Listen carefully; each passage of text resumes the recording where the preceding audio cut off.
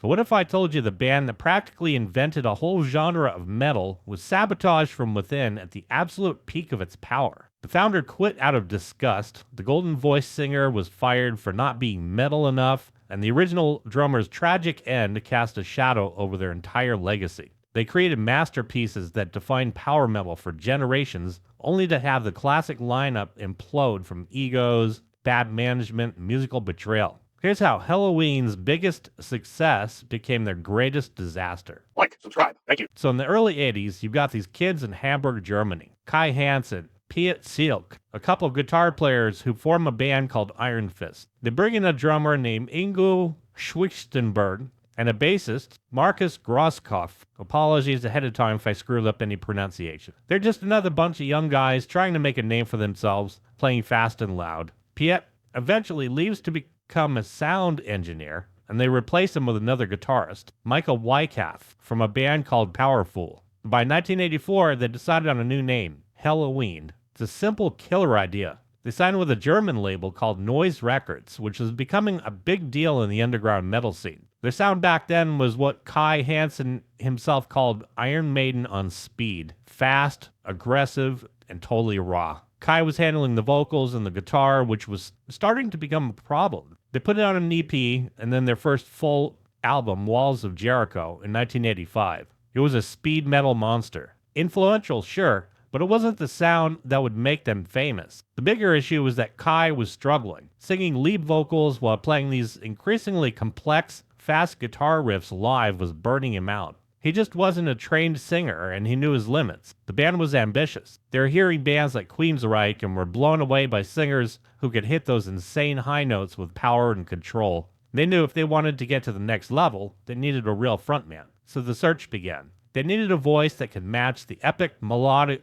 direction that their music was heading into. And this is where an 18-year-old kid named Michael Kiske enters the picture. Fresh out of school, singing in a local Hamburg band called Ill Prophecy. Helloween had actually approached him once before, but he turned them down. He listened to Walls of Jericho, and his own words didn't like it very much. It was too thrashy for his own taste. But Michael was persistent. He called Kiske again, and this time promising something different. He told him the band wanted to expand its sound, to become more melodic, and that they're writing new songs specifically for a singer like him. Kiske, who was just chilling in the bath at his parents' house when he got the call, was intrigued. He had this incredible soaring voice, perfect for what the band had in mind, so he agrees. And with that one decision, the classic Helloween lineup was born, and the blueprint for power metal was about to be written. With Kiske on board, the band transformed. They went back into the studio to record what would become two of the most legendary albums in metal history, Keeper of the Seven Keys Part 1 and Part 2.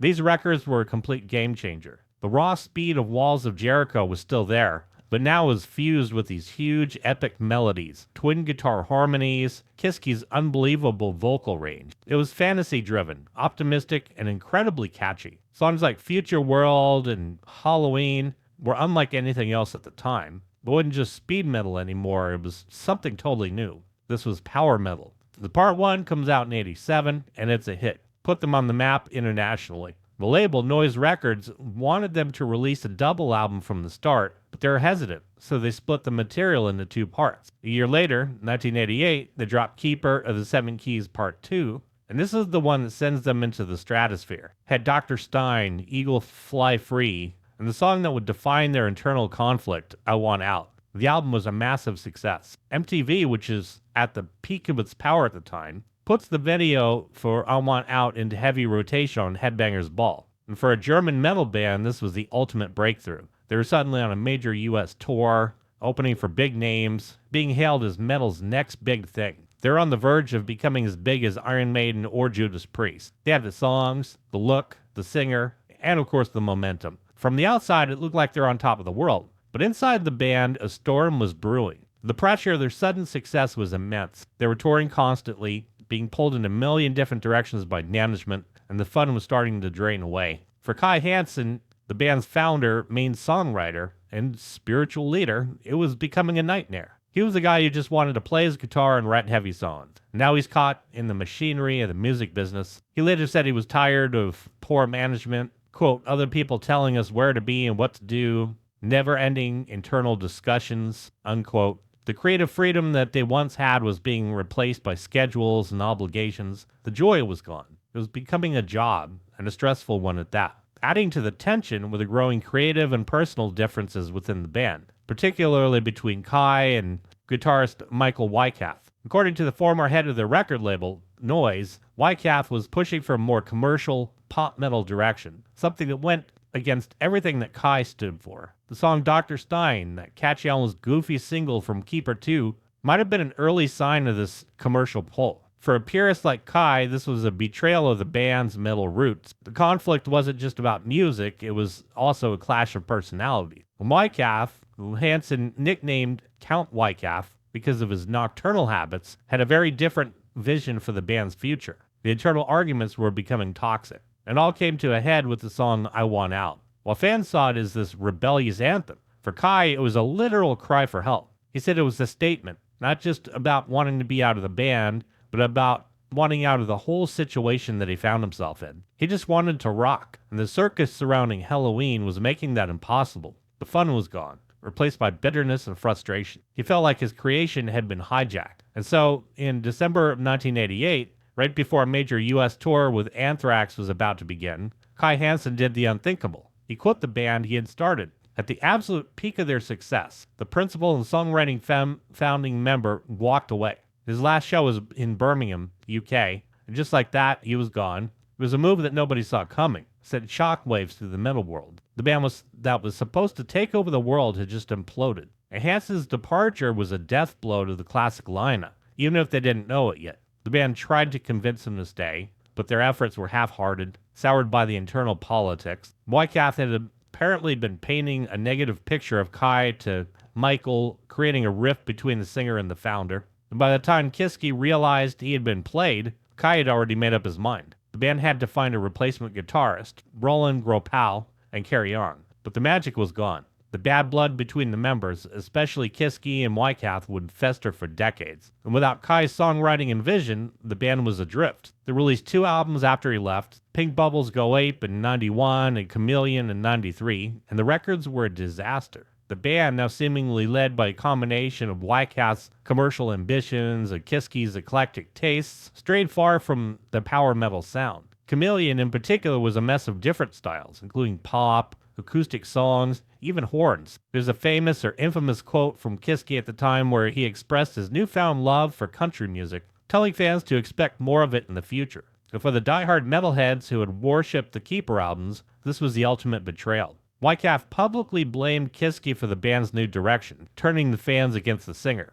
And the backlash? Totally brutal. In 93, Michael Kiske, the man with the golden voice, who they built their sound around, was unceremoniously fired from the band. The tragedy did not end there. Original drummer Ingo, who had been with the band since the very beginning, was also fired in 93. He was struggling severely with schizophrenia and drug and alcohol abuse, making it impossible for him to continue with the band. His mental health spiraled downwards after his dismissal. On March 8, 1995, Ingo jumped to the front of a train in his hometown of Hamburg. He was gone, only 29 years old. Absolutely devastating end for one of the founding members, a guy known for his infectious smile and powerful drumming. The band would later dedicate their 96 album, Time of the Oath, to his memory, but that loss cast a long, dark shadow over their history. Helloween had hit rock bottom. The founder was gone, singer fired, drummer was dead. Many thought the band was finished. But Wyckoff and Grasskopf, the 2 remaining original members, refused to let it die. They recruited a new singer, Andi Deris, from the band Pink Cream 69, and a new drummer, Uli Kusch, who had ironically played with Kai Hansen's new band, Gamma Ray. With this new lineup, they released Master of the Rings in 94, a comeback album that had returned to the power metal sound that fans had been craving. It was a success and marked the beginning of a new chapter for Helloween. And for the next 2 decades, the band, led by Andi Deris, would continue to release albums and tour the world, maintaining a loyal fan base, especially in Europe and Japan. However, the fan base remained divided, with many longtime fans arguing over who was the better singer, Kiske or Deris. Or Deris? If I screwed up the pronunciation, I apologize ahead of time. I expect my comment section to be filled with correction. But the ghost of the classic lineup was always present. The drama, the betrayal, and the what-if scenarios haunted them for years. It wasn't until the Pumpkins United reunion tour in 2017, which brought both Kai Hansen and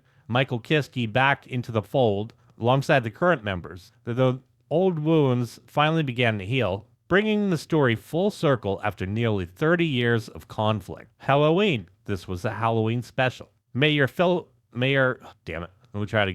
pillowcases be filled with all sorts of candy. And remember, do not take any razor blades and apples. If you haven't had a chance to subscribe to this channel, make sure you do. To my subscribers, you freaking rock. Smack the like button, smack the hype button, and have a fucking awesome Halloween.